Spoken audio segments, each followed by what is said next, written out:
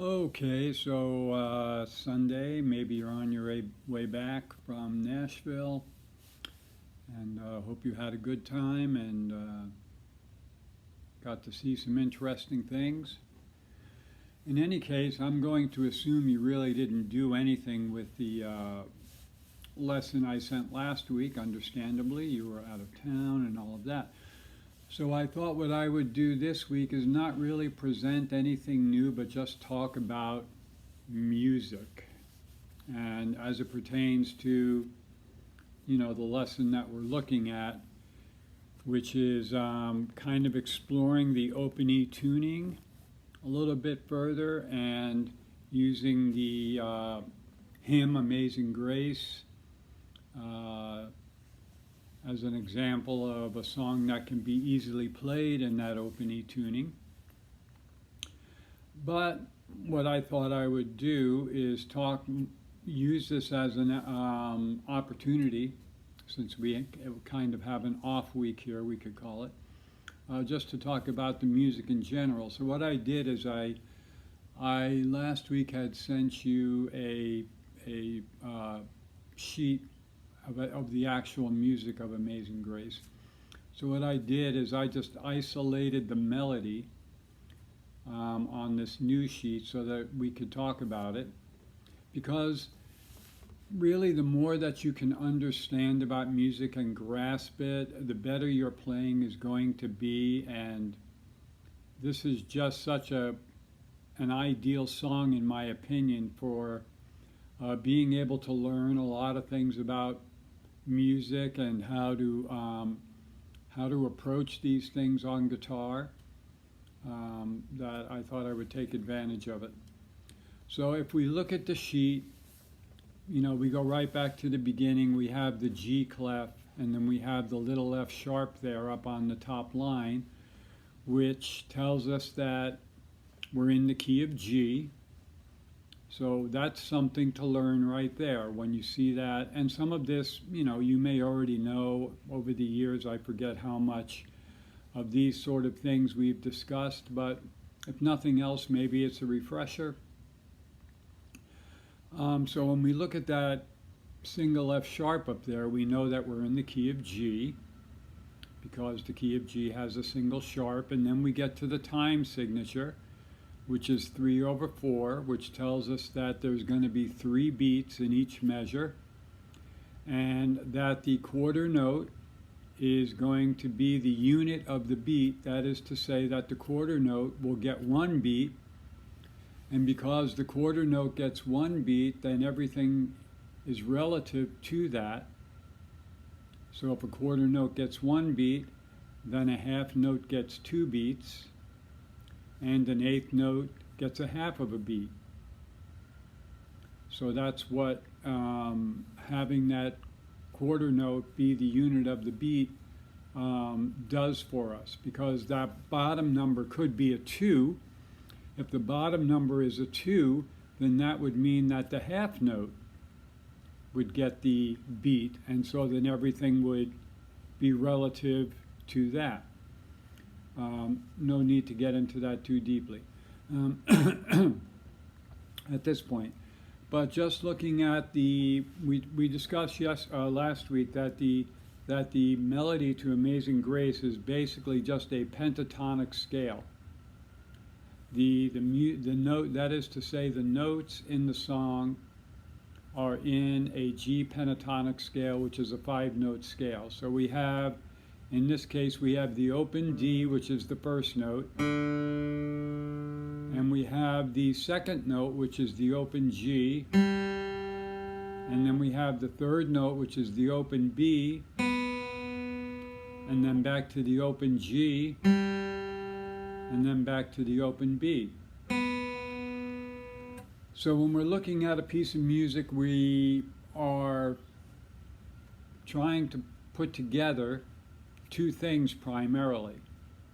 The note itself, that is to say what the note sounds like musically, and how long the note lasts in the stream of time. In the case of the first note, it's an open D note, and it lasts for 1 beat. The Then we get to the first full measure, and we have the open G note, and that lasts for 2 beats. So if we look at that first full measure, we see that we have the G note that lasts 2 beats, and then we have, at the end of that measure, we have the B note and the G note. Now we know we've already used up 2 beats, so we have 1 beat left. So those 2 notes have to take up that final beat, which would be beat number 3 in that measure. So that would be 3 and, because we're going to cut the beat in half because we only have 1 beat left, but we have 2 notes. So from the beginning, if we count this in, we have 1, 2, 3, because that's a pickup note. 1, 2, 3, 1, 2, 3, and. So there's our 3 beats. Then we get to the next measure, we have the B note for 2 beats, 1, 2, then we have the A note, which is the 2nd fret of the G string on beat number 3. So from the beginning we have 1, 2, 3, 1, 2, 3, and 1, 2, 3. Now the thing is, how do we approach this when we're playing this on the guitar? Well, what you'd want to do ultimately, the ideal situation is to be able to visualize those notes. In other words, to be able to keep your eyes on the paper where the music is written, and just be able to visualize where those notes are on the guitar. So you're looking at that paper, don't look at your guitar, you're just looking at that paper and you see that very first note, and you should make a connection that that's the open D, and then we go to the next note and that's the open G. No need to look at the guitar. Then we have the B, back to the G, and back to the B. Now when we get to the end of that first line, we have that A note, which is the 2nd fret, and then back to the G at the beginning of the next line. So things are starting to accumulate here. So we want to know, here's the things ideally we'd want to know at the end of the day.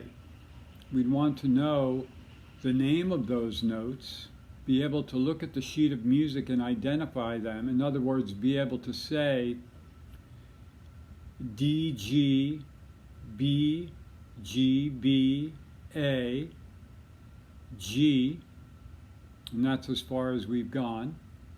Be able to say those notes, be able to identify those notes on the guitar, D, G, so on and so forth, and also be able to perceive how much time they take up. The first note takes up 1 beat, the next note takes up 2 beats, the next 2 notes take up a half a beat each. The end of the first line takes up 1 beat, and it's an A note. We get to the next line 2. First note is a G note, takes up 2 beats. Then the next note in that second line is the E, the 2nd fret of the D string. That takes up 1 beat. So if we look at that first measure in line 2, we know that there's 3 beats in that measure because the time signature told us. We know that the first note, because it's a half note, gets 2 beats, and that the second note, the E note, gets 1 beat. So we put all of that together. We have a G note for 2 beats. We have an E note for 1 beat. 1, 2, 3. There's our 3 beats in that measure. 1, 2, 3. We get to the next measure. We have a D note for 2 beats. 1, 2, and then a D note for 1 beat. So we have 1, 2, 3. Going back to the beginning, now once again, what you want to do is you want to have your hand in position, down here in first position. so that that middle finger is kind of above that second fret. And we start playing this. Now try to have all this, put all this together in your mind now. You're looking at this piece of music. You look at the time signature. That tells you that there's 3 beats in each measure. The key signature, that little F sharp, tells you that if you happen to see any F sharps in the melody, any Fs in the melody, they're going to be sharp. There aren't any in this particular melody, but if there happen to be, they would be sharp. But since there aren't any, we don't have to worry about that at this point. So then the next thing that you do is you decide how fast you want to play.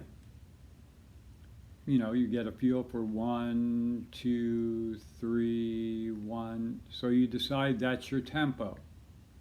So that's another thing you're making a decision about. You're making a decision about tempo. How fast do you want the song to go? So we decide that we want it at that speed, and then we look at the first note and we say, okay, that's a pickup note because there's only one note in that measure, and it's a quarter note, which we know gets 1 beat, so that has to be beat number 3. 1, 2, 3, 1, 2, 3, and 1, 2, 3, 1, 2, 3, 1, 2, 3, 1, 2, 3, and 1, 2, 3, and then we get to that high D note there. Let's talk about that high D note. I have the sheet right here with me. I'm looking at the same sheet you are. So we see that that is the only note in that measure. So even if we didn't know what that dot was next to that note, we would be able to kind of figure it out, wouldn't we? Because we say to ourselves, well, that's a measure, there's only one note in it, and I know that there's 3 beats in the measure, so that note has to get all 3 beats. And I see that it's a half note, and I know that the half note gets 2 beats, so where is the 3rd beat? Well, the 3rd beat must be that dot. So that dot must give that note an extra beat. And it does, but what the dot actually does is the dot gives that note half again of what it is. So if it's 2 beats, the dot gives it half of 2, which is 1. So that's what a dot does to a note. It gives it half of its value in time again. So that D note gets all 3 beats, and that is tied to the next note in the next measure. Now we see that that is a half note, and that gets 2 beats. And then we see the B note, which gets 1, so all 3 beats are accounted for. Now the only other new situation that we're going to come up against is the 3rd measure in line 3, where we have that quarter note with the dot. So we explained earlier that the dot gives the note half again of what it is. Now we know the quarter note gets 1 beat. So that dot is going to give it half of what it is, so an additional half of a beat. So that quarter note is going to get a beat and a half because it's actually a dotted quarter note. So that means that's 1.5 beats, which means we have 1.5 beats left to make 3. So that quarter note with the dot gets 1, all of 1, and it gets the first half of 2. The B note, which is the next note, gets the second half of 2, and then the last 2 notes get all of 3 and. So that measure is counted 1, 2, and 3 and. 1, 2, and 3 and.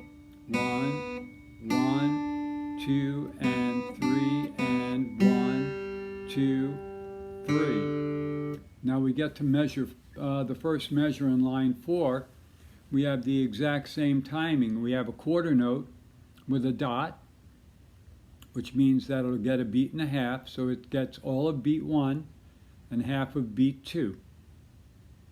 And then we have the second half of beat 2, and then we have all of 3 on the last 2 notes. 1, 2, and 3, and 1, 2, 3. So, to kind of summarize what we're doing here, what you want to do, and it's worth the effort, and maybe you can already do it. Like I said, this was just kind of a freebie the way I saw it, just an opportunity to talk about some of these things. It would be worthwhile, if you can't do it with complete confidence, first of all, to recognize all 5 of these notes. Okay? So we have 5 different notes. We have D's, we have G's, we have B's, we have an E, and we have an A. I think we have an A. Yeah, we have an A. Okay, so there's our 5 notes. So you want to be able to look at this sheet of music and say those notes. D, G, B, G, B, A, G, E, D, D, G, B, G, B, etc., etc. Be able to look at this piece of music and say to yourself, that first note gets 1 beat, the next note gets 2 beats, the next 2 notes get a half of a beat each, and also be able to identify them in the stream of time. That first note is beat number 3, and it's a pickup note. Now when I get to the first full measure, that first note, which is a G, gets 2 beats. It gets beats 1 and 2. The next note is a B note, and it gets the first half of beat number 3. And the next note is a G note, and that gets the second half of beat number 3.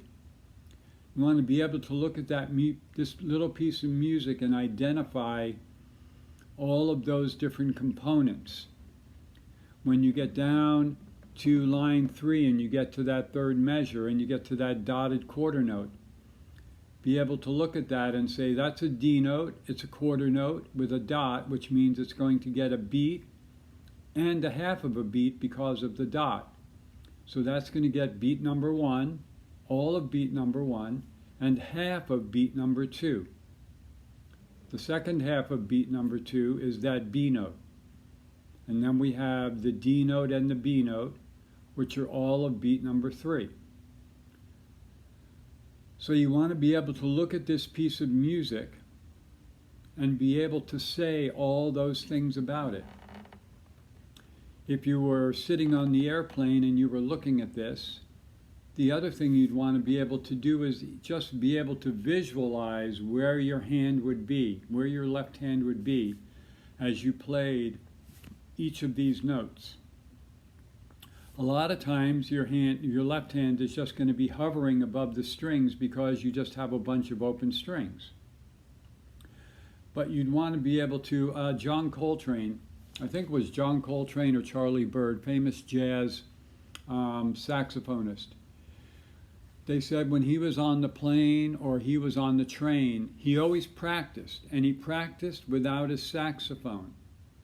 He just visualized his saxophone in his hands, and he practiced the fingerings and how to play, and he thought about how it would sound. That's actually a really good thing to do.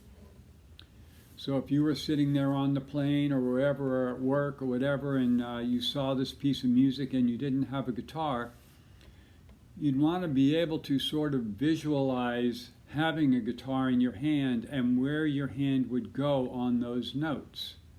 It really is a good thing to be able to do. To be able to make that connection between that sheet of paper and what your left hand would be doing and what your right hand would be doing. So I hope that's helpful. Maybe it wasn't helpful at all. But you know, it was kind of impromptu, so maybe I didn't say everything as clearly, but I hope I said it clearly enough where you could get something out of that.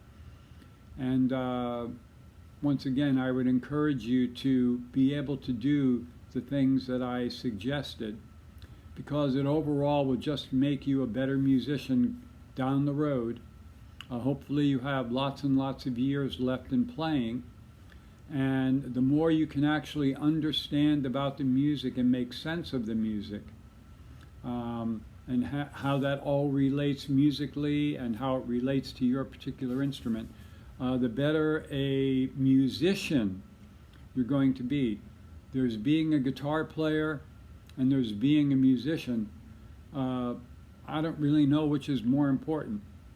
Probably being a musician, because learning an instrument is kind of a physical thing, whereas being a musician is more of a creative, artsy kind of thing, right? So there you go. Hope you enjoyed that, and we'll continue on next week. Hope you get a chance to practice and work on the stuff that we presented. Bye-bye.